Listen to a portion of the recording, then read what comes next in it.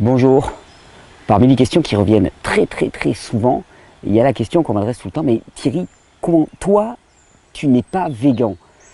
Et j'ai jamais vraiment répondu à cette question. J'avais envie de lui apporter une vraie réponse. Alors, sujet, vous avez compris, vraiment casse-gueule, comme on dit, obligatoirement. Surtout que je sais qu'il y a énormément de personnes qui regardent ces vidéos qui se définissent comme végans. Ça pourrait passer pour une forme d'auto-sabotage. Ce n'est pas du tout le cas. Je voulais déjà préciser deux choses en commençant cette vidéo. La première, il ne va pas s'agir de discuter du choix ou non de manger de la viande. Ça, c'est le végétarisme, le végétalisme. On pourrait en discuter, ça pourrait être un débat très intéressant. Il y a des arguments, des contre-arguments. Il ne s'agit pas de ça. Il s'agit de montrer la différence fondamentale qu'il y a entre le fait de ne pas consommer de produits animaux, qu'il y a entre le fait de soutenir la cause animale et d'œuvrer pour que les animaux aillent de mieux en mieux, et le fait d'adhérer à ce que je vais définir comme une religion qu'on appelle le véganisme. Si vous-même vous définissez comme végan, je vous engage à regarder toute la vidéo pour aller jusqu'au bout de la démonstration et du propos et pour comprendre exactement où je veux en venir. Deuxième précision, comme vous le savez dans toutes ces vidéos, il ne s'agit pas de stigmatiser quiconque. D'ailleurs, j'ai beaucoup d'amis qui se définissent comme végans, donc je prends un risque en tant que tel. Il ne s'agit pas de stigmatiser quiconque, il s'agit de stigmatiser un état d'esprit. Pour reprendre le prophète Ésaïe, le combat ne se passe pas contre la chair et le sang, il se passe contre l'esprit mauvais qui peut nous prendre à chacun et nous conduire à avoir des actes, des propos, des attitudes qui ne sont pas en adéquation avec ce qui est bon pour la vie. Alors, on va mettre un petit peu en contexte. Moi, quand j'étais jeune, quand j'étais petit, il y avait des gens qui ne mangeaient pas de viande. Il y avait des végétaliens, il y avait des végétariens. Il y avait des gens même qui n'utilisaient pas de produits animaux. Ils se définissaient comme végétaliens, végétariens. Et encore, ils ne se définissaient pas plus que ça.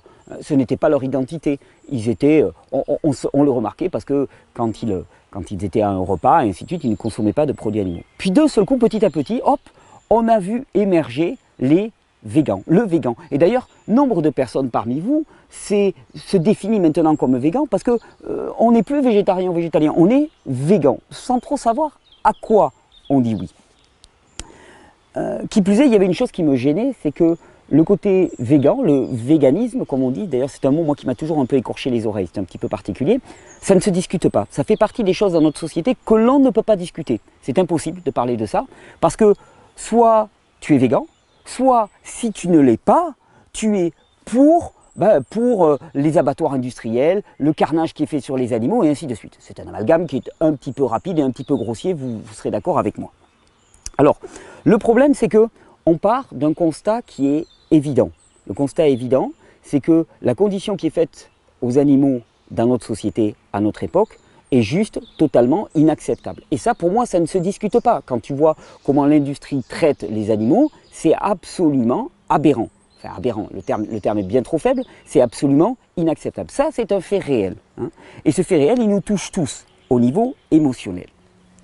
Le problème, je ne suis pas végan, parce que le véganisme, pour moi, réduit la question de la souffrance à la seule souffrance animale. Qu'est-ce que je veux dire par là? Ce que je veux dire, c'est que des abattoirs inhumains d'animaux, je ne veux pas en voir. Et là, je suis d'accord avec toutes les personnes qui militent pour la cause animale. Bien sûr que je ne veux pas en voir. Mais de la même manière, je ne veux pas voir d'abattoirs inhumains d'enfants, je ne veux pas voir d'abattoirs inhumains d'adultes, je ne veux pas voir d'abattoirs inhumains de toute la création. Ce que je veux dire par là, c'est que toute la création actuellement, hommes, femmes, enfants, animaux, toutes les espèces animales et végétales, souffrent cruellement, souffrent d'une façon atroce d'un mode de développement qui est le mode de développement moderne. La société productrice marchande actuelle asservit tout le vivant et exerce une violence colossale, monstrueuse sur tout le vivant. C'est de la torture à tous les niveaux. Et le travailleur chinois exploité, esclave, et même le travailleur français à qui on met une pression colossale, qui doit se lever le matin parce que son banquier lui met un flingue sur la tête, parce qu'il doit rembourser pendant 30 ans un pavillon en parpaing. Tu crois que ça, ce sont des conditions normales de vie? Alors la condition animale, elle est détestable, elle est détériorée et elle est inacceptable. La condition des enfants qui se retrouvent à l'école, qui se retrouvent obligés d'obéir et d'apprendre la soumission à l'école, la condition des salariés, la condition des travailleurs, la condition de tout le règne vivant est absolument atroce actuellement. Et ce que je reproche aux mouvement végan, non pas aux végans en tant que personne, mais au mouvement, à la pensée végane, c'est de réduire la question de la souffrance dans ce monde à la seule question de la souffrance des animaux, et encore, hein, il ne s'agit pas de la souffrance du ver de terre ou de la mouche drosophile, hein, il s'agit de la souffrance des animaux dits d'élevage. Et pour moi, ça, c'est ramener la question de la souffrance à une portion extrêmement congrue. Alors, quel est le but là-dedans? Alors le but, il est toujours le même. Le but, il est, en ramenant la souffrance à une portion congrue, une portion qui est à notre portée, parce qu'on se sent souvent complètement impuissant et démuni face à la souffrance, face à la violence, face à la cruauté dans ce monde.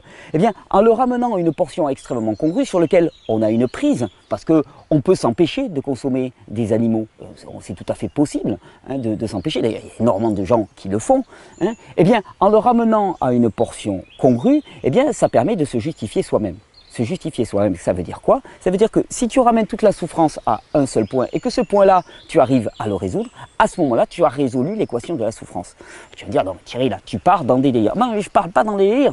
J'ai pris des personnes qui sont représentatives de la pensée végane. Et par exemple, j'ai pris des notes, hein, vous imaginez bien, je comprends, je pense qu'on va m'attendre au tournant. Et j'ai pris quelqu'un qui s'appelle Will Tuttle, hein, ou Tuttle, hein, qui est reconnu comme l'un des grands penseurs du véganisme, qui a écrit un livre qui s'appelle World Peace Diet, donc le régime alimentaire pour la paix dans le monde. Alors déjà, premier truc, hein, est-ce que sérieusement, on peut penser qu'un régime alimentaire peut amener la paix dans le monde? Est-ce que sérieusement, Will, tu penses qu'en ne mangeant pas de viande, tu vas ramener la paix dans le monde? Ben ça fait partie de l'auto-illusion. L'auto-illusion qui pense que finalement la souffrance n'est concentrée que sur la souffrance des grands animaux d'élevage, ou des petits animaux d'élevage de basse cour, en tout cas les animaux d'élevage. Ça participe à cette réduction de la question de la souffrance et de l'atrocité à la seule question de la condition animale.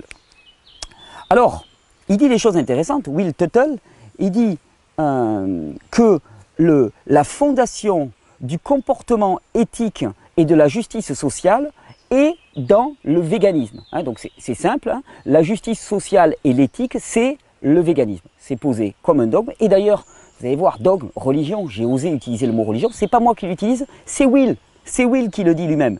Hein. Il dit bien que le véganisme, c'est le noyau spirituel des enseignements de toutes les religions, ce qui est absolument faux. Moi, je suis chrétien et je peux vous dire que je connais très bien la Bible. Et dans la Bible, en aucun cas, il est dit « tu seras végan ». En aucun cas, nulle part, et on y reviendra. C'est une pratique, c'est un moral statement, c'est une position morale, c'est une façon de vivre, c'est une aspiration et aussi, c'est une religion. Hein. Will Tuttle le dit bien lui-même. Et d'ailleurs, comment est-ce qu'on définit une religion? Une religion, c'est un mouvement dans lequel eh bien, on place au centre de sa vie une idole.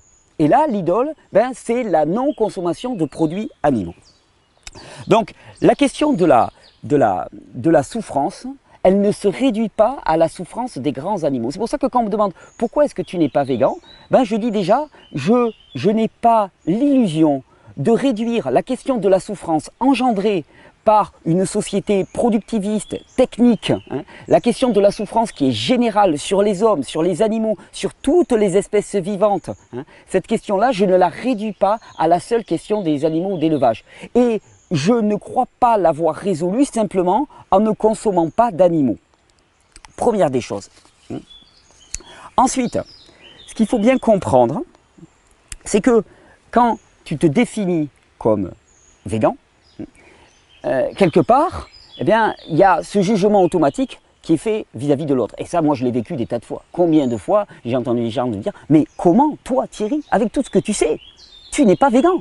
Mais comment est-ce possible? Je n'arrive pas à comprendre comment tu ne peux pas faire ce choix du véganisme. » Alors déjà, il y a deux choses qu'on mélange. Hein. On pourrait me dire « Thierry, comment toi, tu ne fais pas le choix d'être végétarien ou végétalien ?» Là, non, on me dit « Comment toi, tu ne fais pas le choix d'être végan ?»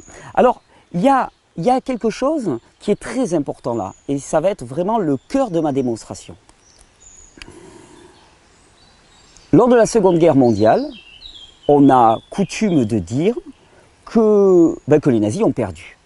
Et moi, j'ai toujours aimé la pensée d'un philosophe qu'on appelle Jacques Ellul, philosophe chrétien Jacques Ellul, qui disait, en fait, les nazis ont gagné la guerre. Pourquoi est-ce que les nazis ont gagné la guerre? Eh bien, parce que l'idéologie productiviste, technique, l'asservissement du vivant, la violence et l'atrocité qui est faite à tout le domaine vivant, qui est l'apanage de la pensée fasciste nazie, eh bien elle a gagné. Elle a gagné définitivement. Les Alliés d'ailleurs, en utilisant des moyens pour combattre le mal qui étaient équivalents au mal lui-même, parce que quand on parle de bombe atomique, entre nous soit dit, il y a les camps de concentration, bombe atomique, hein, on ne va pas jouer à qui fait pipi le plus loin, hein, mais il y a de la même violence des deux côtés, de la même atrocité des deux côtés. Il ne s'agit pas de faire des comparaisons.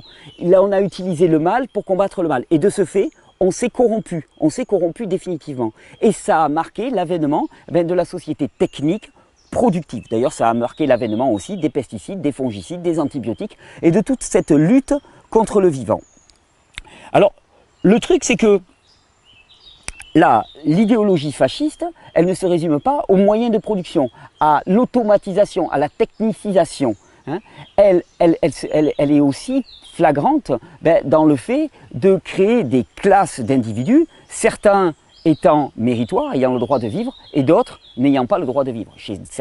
Dans certains mouvements véganes extrémistes, on voit très bien un appel au meurtre des personnes qui ne sont pas végans. Hein. D'ailleurs, je cite un film pour lequel je ne vais pas faire de publicité, un film mais qui a été extrêmement promu dans le milieu végan, dans lequel on voit le jugement et le procès d'un humain, et ça va être un des derniers points, on voit le jugement et le procès d'un humain par des animaux, et à la fin, on voit une scène de torture de cet humain par les animaux. Pour moi, c'est extrêmement flagrant. Alors, l'idéologie fasciste qui consiste à séparer les individus, à créer des classes, ceux qui méritent de vivre et ceux qui ne méritent pas de vivre, quand elle avance sous forme politique, quand c'est un mouvement d'extrême droite, c'est facile. C'est facile de la cerner, c'est facile de taper dessus. On est tous contre les fachos, d'accord. Mais quand elle s'appuie sur un fait réel, c'est-à-dire la souffrance des animaux, qui est indéniable, qui est un fait qui est indéniable. Quand elle s'appuie sur quelque chose d'aussi émotionnellement connoté, alors à ce moment-là, elle se répand dans notre société en avançant avec la culpabilisation et la stigmatisation. Et d'ailleurs, moi je l'avais remarqué, je m'étais dit, mais c'est absolument incroyable, parce que sur certains forums, tu as des personnes qui avancent en arborant l'étiquette végan, et en tirant à vue tout ce qui bouge. D'ailleurs, combien de personnes n'ont pas fait ce choix et n'osent pas l'exprimer, rasent les murs, parce qu'il y a les petits prosélytes du mouvement vegan qui sont là en train de patrouiller et de vérifier si tu as ta carte. Alors, toute comparaison gardée, toute échelle de comparaison gardée, ça me rappelle un petit peu les jeunesses hitlériennes, dans lesquelles tu avais des enfants ou tout jeunes adultes qui rentraient dans leur famille et qui étaient capables de dénoncer leur père et leur mère parce qu'ils n'avaient pas la carte du parti. On est exactement dans la même démarche. Et il y a un penseur dont je me souviens plus le nom, qui disait à juste titre qu'il est facile de destituer des dictateurs. Par contre, ce qui est difficile à destituer, c'est la dictature en l'homme. Le besoin de se justifier soi-même, le besoin dans l'espèce de folie nietzschéenne du surhomme, de se sortir de la masse et de se croire meilleur que l'autre. Se croire meilleur que l'autre simplement parce qu'on ne mange pas d'animaux. Et ça, pour moi, c'est une énorme illusion. On se met le doigt dans l'œil jusqu'à la pinéale. On croit qu'on est meilleur simplement parce qu'on ne mange pas d'animaux. Et c'est très facile à démontrer à quel point c'est une illusion. Parce que tu vas avoir le spécialiste végan qui va te dire « mais moi je suis meilleur parce que je ne mange pas d'animaux ». Tu vas avoir le gars qui est touché par la question de la pollution et de l'utilisation des ressources fossiles. Parce que l'utilisation du pétrole, c'est un facteur de destruction de l'écosystème qui est majeur, qui est colossal et qui nuit autant aux animaux qu'aux êtres humains. Et lui, il va te dire « mais moi je suis meilleur parce que je circule à vélo, parce que j'ai abandonné la voiture ». Et ainsi de suite, dans chaque domaine, on peut se justifier soi-même si on résout la question de la souffrance, de la violence et du déséquilibre de ce monde à une portion congrue. Ensuite, il y a une autre chose qui me dérange profondément dans le mouvement végan. Eh bien, c'est la dimension du jugement de l'homme. Quand je citais ce film dans lequel un humain se fait juger par des animaux et à la fin est condamné à de la torture, désolé, Mais pour moi, ça, c'est quelque chose de purement diabolique et sataniste. Je ne peux pas appeler ça autrement. Une religion, puisque Will Tuttle le définit comme une religion qui marche sur la culpabilisation, la stigmatisation. D'ailleurs, ça, c'était une des questions que je m'étais posée. Je m'étais dit, mais tiens, si on veut faire passer le respect de la vie animale, pourquoi utilise-t-on des moyens qui sont aussi peu efficaces? Parce que toutes les sciences cognitives te disent bien qu'un apprentissage ne se fait jamais sur la culpabilisation et la stigmatisation, un véritable apprentissage. Or, la plupart des ressorts du mouvement végan, de la pensée végane, c'est d'utiliser des images d'animaux torturés pour promouvoir le bien-être animal. Je me dis, mais là, il y a un problème. Tu ne promeus pas le bien-être animal en montant de la torture d'animaux, en faisant culpabiliser les humains. Mais non, parce qu'en fait, le but, c'est pas de promouvoir le bien-être animal. Montrez-moi en quoi le mouvement végan promeut le bien-être animal. En aucun cas. Le but, c'est de juger l'homme. D'ailleurs, pour reprendre une image que j'ai trouvée sur Internet d'un des leaders du mouvement végan, regardez par exemple, quelle est ton excuse? Avec les doigts bien pointés. Là, on est clairement dans le jugement. On est en train de juger les humains. Et donc, le véganisme, pour moi, c'est avant tout une religion de la détestation de l'humain. Une religion de la détestation de l'humain qui va de pair avec énormément de pensées qui sont pour moi nauséabondes et révélatrices de la pensée unique moderne qui est en train de se répandre à notre insu. Par exemple, détestation de l'homme et eugénisme vont de main dans la main. Et d'ailleurs, il faut voir, j'ai pris quelques notes. Bien, il y a quelqu'un qui est très porteur, très puissant et qui porte ce message très fort, c'est quelqu'un qui s'appelle le prince Philippe d'Édimbourg, qui est le mari de la reine Élisabeth II. Alors en 61, il a fondé le WWF, le World Wildlife Foundation, le WWF, vous savez le truc avec le petit panda si mignon, qui milite pour la nature. D'ailleurs, il l'a fondé avec un ex-officier SS. Qui militent tous les deux pour la préservation de la nature. Et donc, le prince Philippe déclare en août 88 « Si j'étais réincarné, j'aimerais l'être sous la forme d'un virus mortel afin de contribuer à résoudre le problème de la surpopulation. » Alors, ce problème de la surpopulation, il est porté par l'idéologie du mouvement vegan. Alors toi, tu vas me dire « Non, mais moi, je ne porte pas ça. » Ok, mais alors tu n'es pas végan. C'est exactement ce que je vais essayer de te démontrer dans cette vidéo. Mais passons. Ce mythe de la surpopulation, on nous le sert à toutes les échelles. Le mythe de la surpopulation comme le mythe du réchauffement climatique lié à l'activité humaine. Et le but, il est toujours le même. Alors que statistiquement, en chiffres, quand on regarde spécifiquement, on se rend compte qu'on est très loin d'être dans un état de surpopulation, qu'il n'y a pas raréfaction des ressources sur la planète, mais au contraire, il y en a trop, et que notre système productiviste, capitaliste, qui fonctionne sur la rareté, détruit consciemment les stocks de nourriture en particulier, de manière à créer artificiellement la rareté, tu te rends compte que ce mythe de la surpopulation, de la stérilisation, qui va bien sûr toucher les populations les plus pauvres, automatiquement, eh bien, ce mythe-là est promu dans cette religion de la détestation de l'homme. Et pour moi, la pensée végane s'inscrit directement dans cette pensée de ce qu'on pourrait appeler d'une certaine manière le nouvel ordre mondial, cette pensée qui inclut l'eugénisme, une classe d'hommes supérieure à d'autres, ceux qui ont fait le choix du véganisme par rapport à ceux qui ne l'ont pas fait, qui sont des mangeurs de cadavres, qui sont automatiquement, et là je caricature comme c'est caricaturé, qui sont automatiquement pour les abattages concentrationnaires, les abattoirs, la torture aux animaux, alors que c'est ignoré qu'il y a 10 000 façons d'avoir un rapport à l'animal complètement différent, en ignorant aussi que tous les peuples premiers sont pour la quasi-majorité d'entre eux, ne sont pas végétaliens, végétariens ou véganes, mais consomment des animaux. Et donc, en ce sens, on se rend compte que ce n'est pas un mouvement pour la condition animale, c'est un mouvement contre l'humain. C'est un mouvement aussi qui avance pour certains de ses leaders avec le transhumanisme, avec l'eugénisme. Donc, j'ai essayé de vous démontrer dans cette vidéo que, premièrement, on ne peut pas réduire la question de la souffrance à la seule question de la souffrance animale. Il faut bien considérer qu'il y a une idéologie qui s'est répandue après la Seconde Guerre mondiale, issu purement de la pensée fasciste, qui n'était qu'un symptôme. La pensée fasciste et l'Allemagne nazie n'est là encore qu'un symptôme de la violence et du fascisme et de la dictature qui est imprégné là, dans le cœur de l'homme. Et le combat, il n'est pas à l'extérieur, il est à l'intérieur de chacun de nos cœurs. Hein. Et promouvoir la condition et le respect des animaux, en promouvant la détestation de l'humain, en promouvant la culpabilisation, en promouvant la stigmatisation, en promouvant le rejet de l'autre, pour moi, ce n'est pas possible. Parce que c'est faire la même erreur qu'ont fait les Alliés, l'axe du bien, soi-disant, pendant la Seconde Guerre mondiale, c'est combattre le mal par le mal. Et ça, c'est pas possible. Parce que si tu combats le mal par le mal, tu es perdant, tu as été corrompu définitivement. Il faut voir aussi que cette pensée fasciste qui était en train de s'imprégner dans le cœur de l'homme, cette pensée technique, hein, eh bien, elle essaye de renaître à tous les niveaux. Et plus on chasse les religions, les approches spirituelles, et plus ça ressort, ça re-rentre par la fenêtre, par la porte.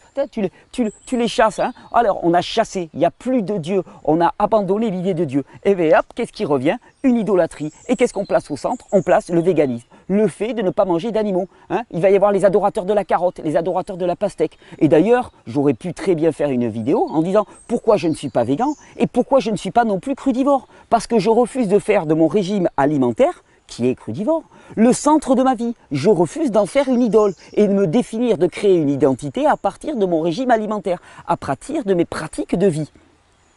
Et donc, cette tendance, ce mouvement, hein, qui est ce mouvement de détestation de l'humain, hein, qui est cette espèce d'écologisme radical, nauséabond, dans lequel on te dit que l'humain est le cancer de ce monde, et qu'en fait, il vaudrait mieux viser à détruire l'humain. Et d'ailleurs, moi, j'y ai adhéré étant jeune, j'y ai adhéré. L'humain bouleverse le climat, l'humain est en trop grand nombre, l'humain épuise les ressources fossiles. C'est oublier une chose, l'humain a été créé à l'image de Dieu. Donc je ne peux pas accepter ce constat-là. Par contre, ce que je peux accepter, c'est que l'humain a une pensée complètement dévoyée et actuellement est en train de faire n'importe quoi. Et alors là, il y a un mot qui gêne énormément parce que dans la pensée végan, dans l'idéologie végan, il y a une racine qu'on appelle l'antispécisme. Et l'antispécisme, qui est promu par certains, c'est tout est pareil. Toutes les espèces vivantes se valent. Et ça, pour moi, c'est juste une énorme aberration. Oh, c'est très séduisant par certains côtés. Tout le monde est pareil, tout est pareil, on est tous égaux. Alors que moi, je prétends, et je ne suis pas le seul, bien que l'homme domine ce monde, domine les espèces animales. Alors on va dire, non mais comment tu peux oser dire ça? L'homme domine, c'est esclavagiste. Comment tu peux oser penser une chose pareille? Mais attends, objectivement, moi quand je vois un enfant, je domine cet enfant. Je le domine de ma taille, je le domine de ma force, je le domine de mes responsabilités, de mon pouvoir. Je domine cet enfant. Le problème, c'est qu'est-ce que tu mets derrière le mot domination? Est-ce que derrière le mot domination, tu mets droit à l'asservissement? Ou est-ce que derrière le mot domination, tu mets, comme cela doit être, tu mets responsabilité, service de l'autre? Je pense que l'humain est profondément au service de cette création. Et celui qui est le plus grand doit se faire le plus petit. Celui qui domine doit être au service de tout le reste, doit être au service de ce qui est dépendant de lui. Et pour moi, c'est objectif que l'humain, avec sa conscience, sa forme de conscience, s'est développé d'une manière qui fait de lui un dominateur de cette création. Par contre, ça ne lui donne absolument pas toute licence pour répandre sa philosophie de mort à l'échelle de la planète. Or, c'est ce qui est en train de se passer pour toutes les espèces vivantes.